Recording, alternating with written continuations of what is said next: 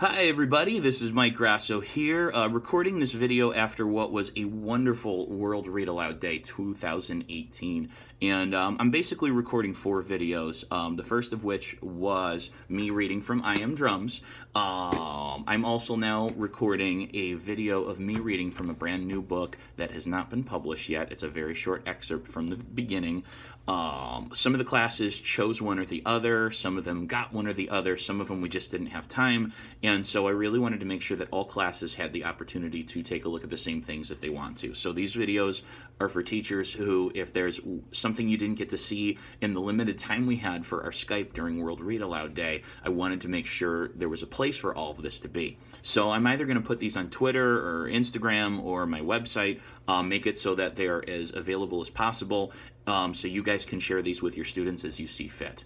So this one is an excerpt from a new book that has not been published. I'm hoping I'll have some news about it soon. Until then, I just wanted to share a very short piece of it. And it's a book that's really close to my heart, so I hope at some point in time I'll have good news about the rest.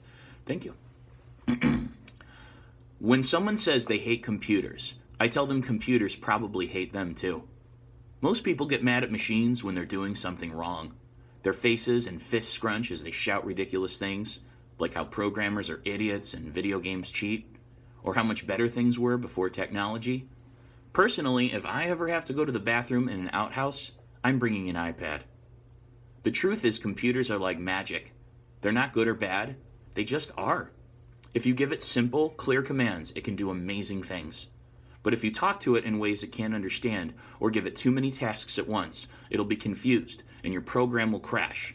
You'll get the dreaded BSOD, blue screen of death. So when a computer fails, take a look at the person in the chair. You'll almost always find the problem. My mom enters my room at 5:30 on Saturday afternoon and asks, "What are you trying to do?" "I'm trying to make Space Toad stick out his tongue when the player pushes the space bar," I say. She looks at the lines of code on my monitor and says, "You have to type all that just to make a toad eat?" "Not just any toad," I say, correcting her. "Space Toad. And I had to type a lot more than that. This is what fits on my screen." I scroll through more text and hear my mom exhale, shocked. "That's a lot of typing to make a space toad eat." "This will only make him stick out his tongue. Making him eat whenever his tongue touches a fly is my next task." "Why not just tell him to eat?" I smile because I love when she asks specific questions. I'm dying to talk about this stuff because nobody ever else seems interested. The only questions I get are, "Why do you keep spinning your pencil on your desk?" And "Why does your smile look so weird?" "I'm not telling Space Toad anything," I say. I'm telling the computer, and the computer is using object-oriented programming to make an imaginary bunch of pixels form into the shape of a toad and stick out another bunch of pixels that will form the shape of a tongue. "When does he finally get to eat?" She's talking about Space Toad as if he's real. It makes me happy, because code feels alive to me.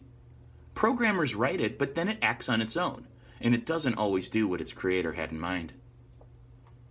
"I haven't started the eating part," I say.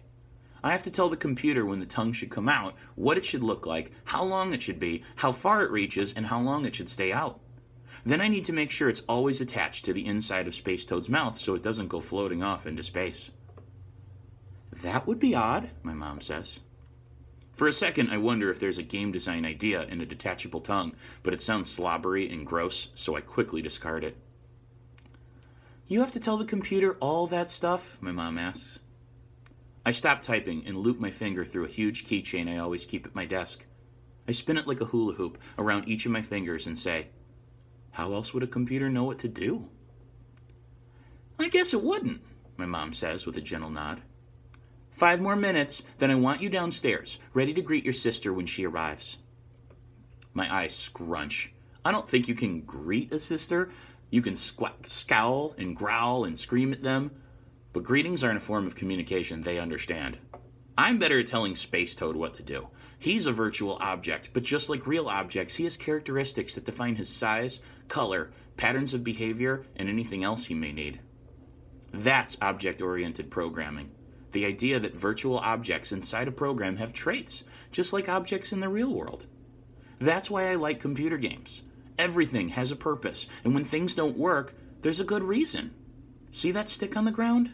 It's there so you can pick it up and defend yourself from the monster about to attack you.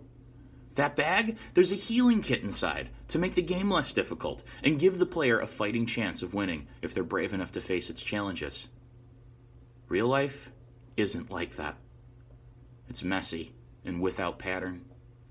Things get complicated and happen when you least expect them. And you don't have an instruction manual that tells you exactly what to do when something happens to someone you care about. Thanks for listening, guys. I had a great time today. Thank you for inviting me into your classrooms to meet your students.